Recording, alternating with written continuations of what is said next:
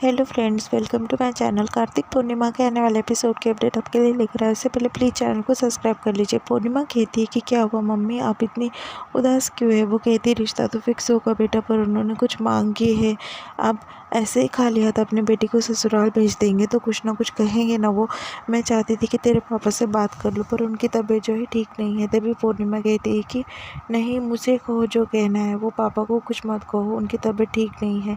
तभी वहाँ पर जो है प्रॉपर्टी के पेपर वो लेकर आती है और फिर बाद में एक्टिंग जो है ड्रामा करने का सोच रही होती है पूर्णिमा के सामने। पूर्णिमा को कहती, पूर्णिमा मैं जानती हूँ कि ये घर जो है तेरी माँ का है, पर मैं जो है ये बस गिरवी रखना चाहती हूँ, बेचना नहीं चाहती हूँ। उसे पैसे जुटाकर जो है शनाया के घर में जो चीज़ देनी होंगी वो दे देंगे। तभी पूर्णिमा कहती कि नहीं मम्मी, इतना बड़ा काम जो है मैं नहीं कर सकती पापा के परमिशन के बगैर। अगर पापा को पता चला तो बहुत नाराज़ होंगे। नहीं, मैं ये सब कुछ नहीं करती। तभी बीना जो इशारा करते हुए उसके नानी को कह देती है। फिर वो कहती है कि हाँ, है तो सौतेली बहन ही ना, क्यों करेंगे सब कुछ। और वैसे भी तेरी माँ जो है सौतेली ही थी ना, और शनाया को थोड़ी अपना समझने वाली है। वो तो जाने देना, शनाया की शादी क्यों नहीं टूट जाती इसकी वजह से बिना। वैसे भी ये सौतेली ठहरी। फिर बाद में वापस ने पूर्णिमा जाती है नानी के पास और कहने लगती है कि मैंने अपने में कभी सौतेलेपन में कभी फ़र्क नहीं किया। मैंने शनायक और मम्मी को हमेशा अपना माना है। तभी वो कहती है कि अपना मानने में और करने में बहुत फ़र्क है बेटा। जाने दे, छोड़, तू नहीं करना चाहती है ना, तो मत कर, बहाने मत बना। एक बात बोल दूँ, बाद में तो मैं छुड़ा दूँगी, पर अभी टाइम की बात है, ठीक है ना। वैसे तेरी माँ की आखिरी निशानी है, तो मत कर। ऐसा कहती है और पेपर्स रखने जाती है। ड्रामा चालू हो जाता है उनका। माँ बेटी पहले से ही प्लान बनाते हैं पूर्णिमा को कैसा वो इमोशनल ब्लैकमेल कर सके। बाद में पूर्णिमा कहती कि रुक जाइए मम्मी, कहाँ साइन करनी है, लाइए पेपर्स। मैं अपने शानू की शादी को कभी टूटने नहीं दूंगी, ऐसा वो कहती है। फिर बाद में वो कहती है कि आप बेटा, एकदम रिस्पेक्ट से पूर्णिमा से बात करने लगती है और पेपर साइन कराने के लिए एक एक साइन करने के लिए पेज पलट रही होती है। पूर्णिमा सब साइन कर देती है। जो बीना है उसकी चाल जो है कामयाब हो जाती है। पूरे 5 पेपर पर साइन करनी होती है। बिना 5 पेपर पर उसके साइन ले लेती है। बाद में पूर्णिमा जो है उसके हाथ काँप रहे होते हैं। पूरे साइन वगैरह कर देती है क्योंकि कुलदीप को भी बात पता नहीं होती है और उसकी माँ की आखिरी निशानी होती है घर बस।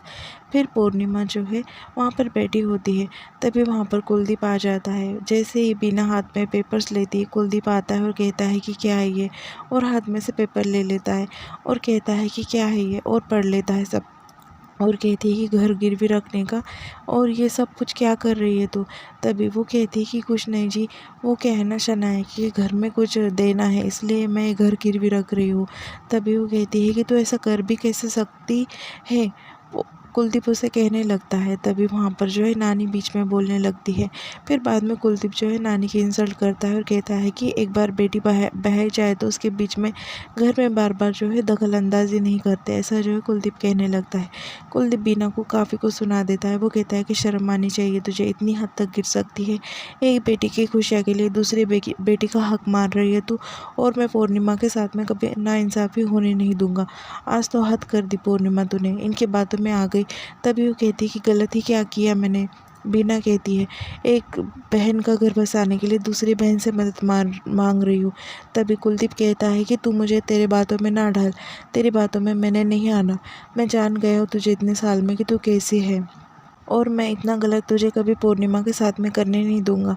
और वैसे भी उन्हों कहाँ से मांग रखने लगे, पहले वो हमारे घर पर आए थे शनाया का हाथ मांगने के लिए, उन्होंने तो हमारी हालत देखी है ना, फिर अब नई नई मांग कहाँ से आ गई उनकी। ऐसा जो है कहने लगता है कुलदीप। और मैं भी कह दे रहा हूँ एक बार, तुम्हारा ये फैसला है ना वही घर में शादी कराने का, तो मेरा भी एक फैसला है। जब तक बड़ी बेटी की डोली नहीं उठती तब तक दूसरी बेटी की डोली नहीं उठेंगी। पहले पूर्णिमा की शादी होंगी और उसके बाद ही जो है वो शनाया की शादी होगी। फैसला मैंने कर लिया तो कर लिया। पूर्णिमा की शादी नहीं हुई तो शनाया की शादी भी नहीं होगी। तभी वहाँ पर जो है बीना कहने लगती है कि जो इतने सालों में नहीं हुआ वो 1 महीने में कैसे हो जाएगा, इसकी शादी होना तो मुमकिन नहीं है। तभी कुलदीप कहता है कि ठीक है, इसकी शादी होना मुमकिन नहीं है तो शनाया की शादी भी नहीं होगी, और अगर करनी है तुम्हें तो करो, मैं शादी में शरीक नहीं हूँगा। ऐसा कहकर वो फैसला सुनाकर वहाँ से चले जाता है। बीना जो है काफ़ी परेशान हो जाती है कि अभी नई शर्त कैसे वो करेंगी। फिर बाद में वहाँ पर जो है वो बीजी जो है कहने लगती है बीना से कि बीना तो इतनी कैसे गलत कर सकती है, और सही तो कह रहा है कुलदीप। तभी वो कहती है बीजी इतने सालों में जो अभी नहीं हुआ है वो अब कैसे होगा, और वैसे भी बार बार मैं नहीं फ़र्क करती तुम ही फ़र्क करते हो शनाया। बस मेरी ही जिम्मेदारी है कि मैंने ही बेटी पैदा की है, कि मैंने तो गलत कर दिया इनसे शादी के लिए हाँ कही कर। तभी नानी जो है वहाँ पर दूसरा ड्रामा चालू कर देती है और बीना को गलत कहने लगती है। वो कहती है कि सही सही तो कह रहा है जब दामाद जी, वैसे भी पहले बड़ी कुड़ी की शादी होती है फिर छोटी कुड़ी की। पहले तू जो है वो पूर्णिमा की शादी के बारे में सोच, इसलिए तुझे यहाँ पर लाया था ना कुलदीप ब्याह कर। तू बड़ी बेटी के साथ में ऐसा गलत कैसे कर सकती है, तेरी अक्ल जो है ठिकाने पर लाना मेरा काम है। तभी बीजी हैरान हो जाती है कि आखिर नानी को ऐसा क्या हो गया है वो ऐसी बात कर रही है। दूसरी तरफ कुलदीप जो है खाना खा रहा होता है, वहाँ से जो है देखने लगती है पूर्णिमा देखती है। तभी कुलदीप जो है वो कहने लगता है कि किसी को मेरे सामने आने की ज़रूरत नहीं है और किसी को दवाई देने की ज़रूरत नहीं, खाना देने की ज़रूरत नहीं, मैं खाना पीना खा लूँगा क्योंकि मुझे और दिन जीना है। तभी पूर्णिमा जो है वहाँ पर पानी लेकर आ जाती है और हेलमेट पहन कर आती है और कहती है कि आप तो आपका फ़र्ज़ निभा रहे हो, मैं मेरा फ़र्ज़ कैसे भूल सकती हूँ, ये रही दवाइयाँ खा लो। तभी वो कहते हैं कि ये क्या ड्रामा है। तभी पूर्णिमा कहती कि आपने तो कहा कि आपको मेरी शक्ल नहीं देखनी है, इसलिए मैं हेलमेट पहन कर आ गई। चलो छोड़ो पापा, ये दवाइयाँ खा लो।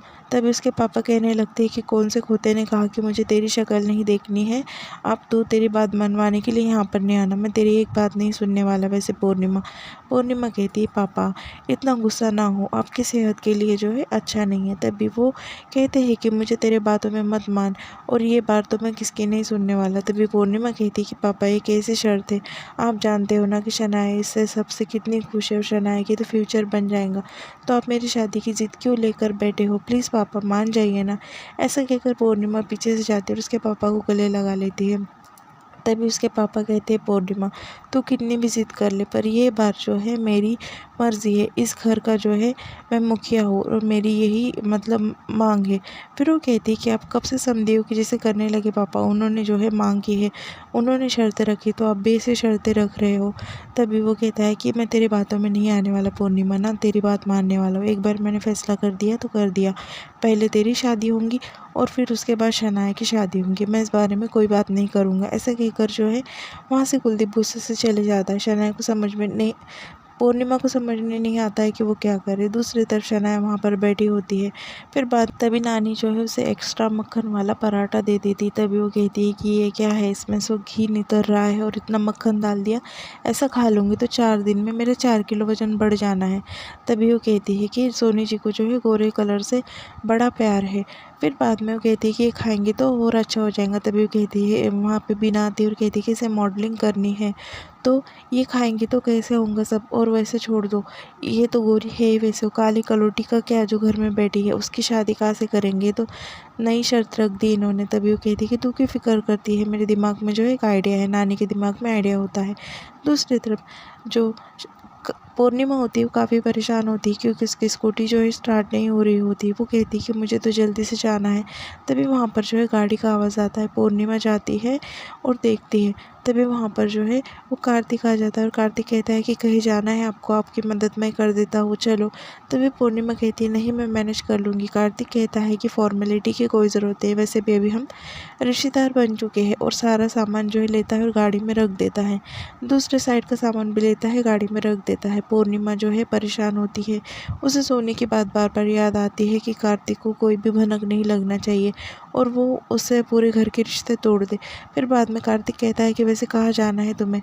तभी पूर्णिमा जो है वो बताती है कि मुझे जो है मेरे एक बच्चे के बर्थडे में जाना है। तभी वो कहता है कि कौन, तभी वो कहती है कि गोल्डी, उसका बर्थडे है आज। और वैसे भी वो सारी बात बता देती है कि वो अब बच्चों को पढ़ाती है क्योंकि उनके पास पैसे नहीं, उनके पेरेंट्स इतना अफोर्ड नहीं कर सकते और बर्थडे सेलिब्रेट नहीं कर सकते, इसलिए वो सब कुछ कर रही है और वो उन्हें फ्री में पढ़ाती है। ये भी बात वो कार्तिक को बता देती है। तभी कार्तिक उसकी बातें सुनकर काफ़ी इम्प्रेस हो जाता है। फिर वो उसे इन्वाइट करती है कि तुम भी चलो। वो कहता है कि कुछ काम है, और यहाँ पर एपिसोड जो है ख़त्म हो जाता है।